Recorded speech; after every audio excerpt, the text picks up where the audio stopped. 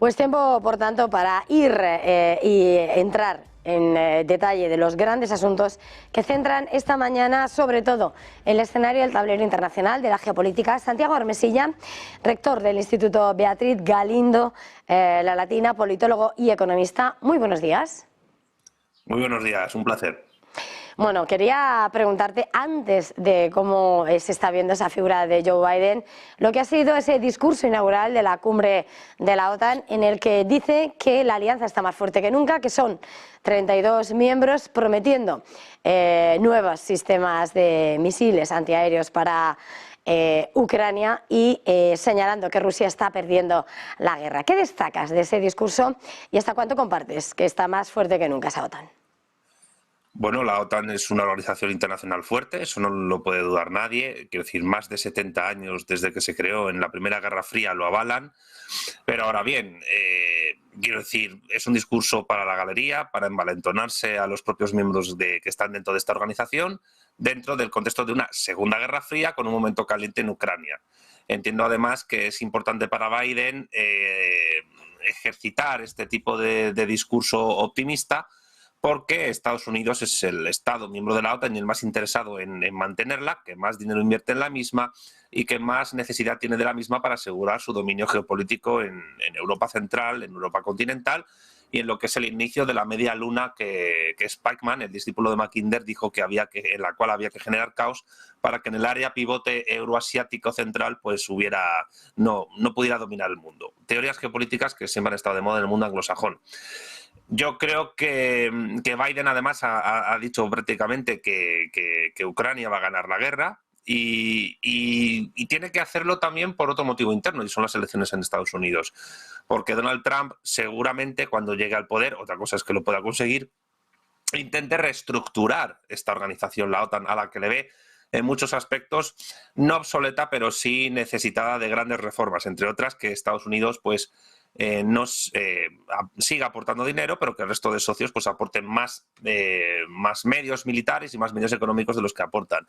Con lo cual, la OTAN es una organización fundamental para la hegemonía estadounidense, para la hegemonía anglosajona, pero es verdad que creo que le está costando más de lo que pensaban la iniciativa de la guerra en Europa Oriental.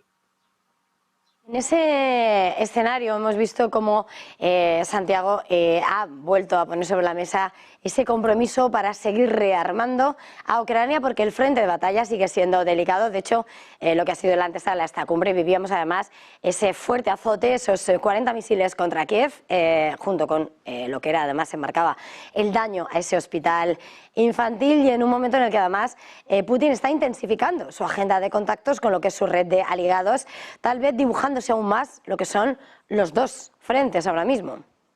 Sí, bueno, Putin está jugando muy bien sus cartas en política exterior, se está extendiendo una red diplomática muy interesante a favor de Rusia, también económica. Los últimos acercamientos a la India, Narendra Modi, son importantes. La India recibe mucho trigo y mucho producto del sector primario ruso.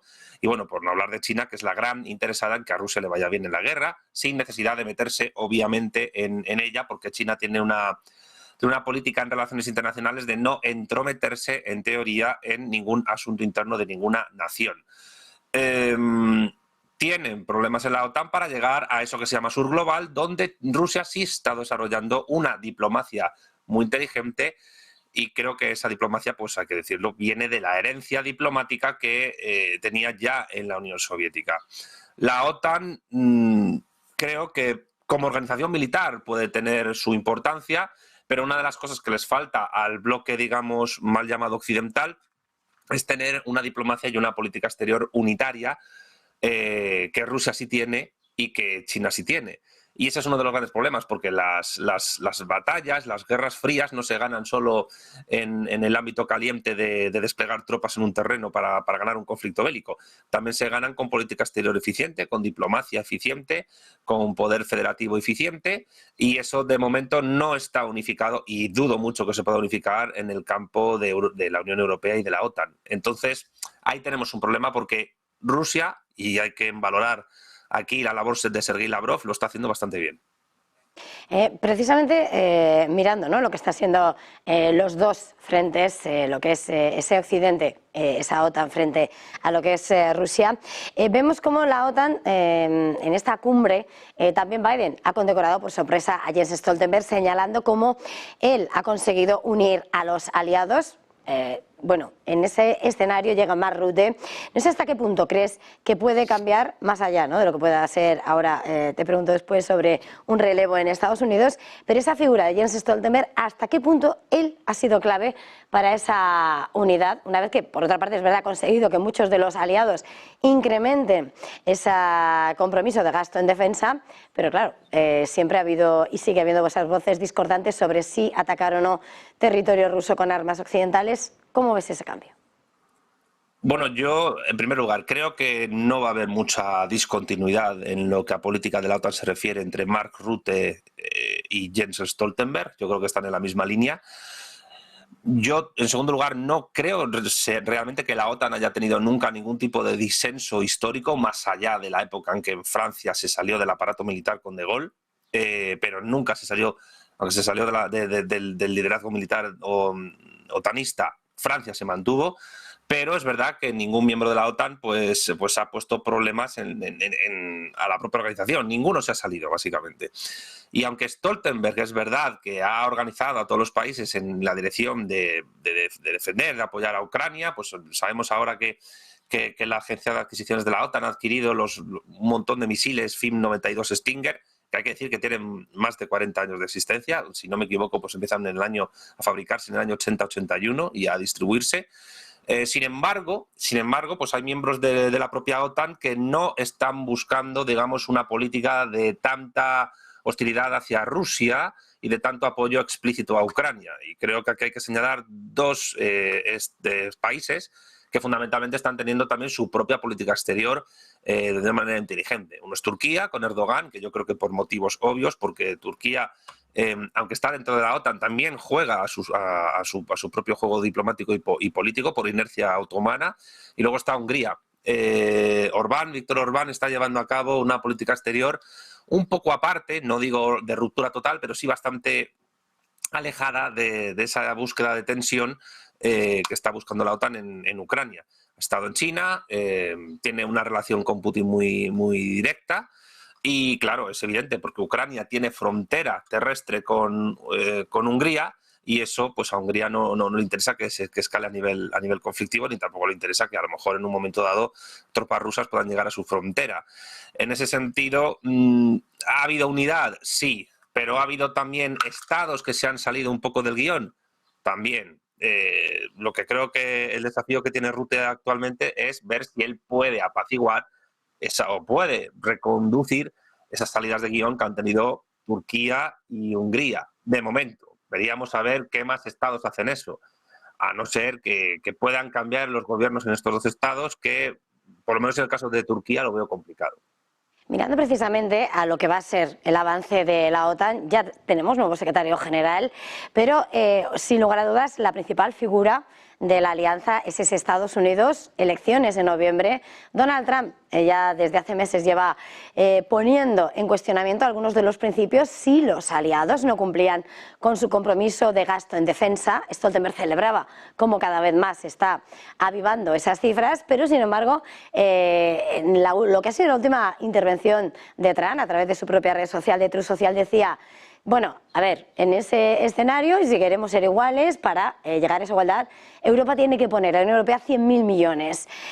No sé hasta qué punto supone una amenaza esa cifra que pone sobre la mesa Donald Trump, y qué puede suponer, decíamos, ¿no?, que si entraba a reformar la OTAN, esas exigencias, ¿hasta qué punto puede hacer tambalear ese apoyo a Ucrania? Bueno, es muy interesante la situación que se puede desarrollar a partir de una hipotética victoria de Trump en Estados Unidos. Y hay que señalar que en estos días el Real Instituto Elcano, que es el gran tanque de pensamiento gubernamental de España, pues en un artículo, perdón, en un artículo bastante extenso, pues señalaban que la propia Unión Europea yo creo que en parte para tratar de satisfacer esos posibles cambios que pueda haber en el gobierno de Estados Unidos, que, insisto, y bueno, lo hemos dicho ya los dos, es el país fundamental para atender la OTAN, se había comprometido, decía la Unión Europea, a proporcionar alrededor de 144 billones, con B de Barcelona, de euros de ayuda para la guerra de Ucrania, aunque solo se han asignado pues 77. Claro, aquí tenemos un problema. La cuestión es, los estados europeos que están bastante empobrecidos en su PBI nominal, en su PBI per cápita, etcétera, a partir de la guerra de Ucrania y que todavía no se han recuperado la mayoría de ellos de la crisis del 2008, cuyos efectos son más a largo plazo de lo que pensábamos, tienen capacidad unitariamente para poder llegar a alcanzar el presupuesto que Trump les pide, si no llegan siquiera a aportar lo que Biden les exige para poder garantizar que Ucrania pueda vencer en una guerra a Rusia. Es decir, aquí el problema ya es de estructura económica de las naciones europeas. Y el Instituto Elcano señala esa dificultad y entiende que hay que resolverla, pero la cuestión es cómo. Ese es el gran problema, porque Estados Unidos, ¿qué puede garantizar, en el caso de que Trump llegue a la presidencia, a las naciones de Europa, que son miembros de la OTAN?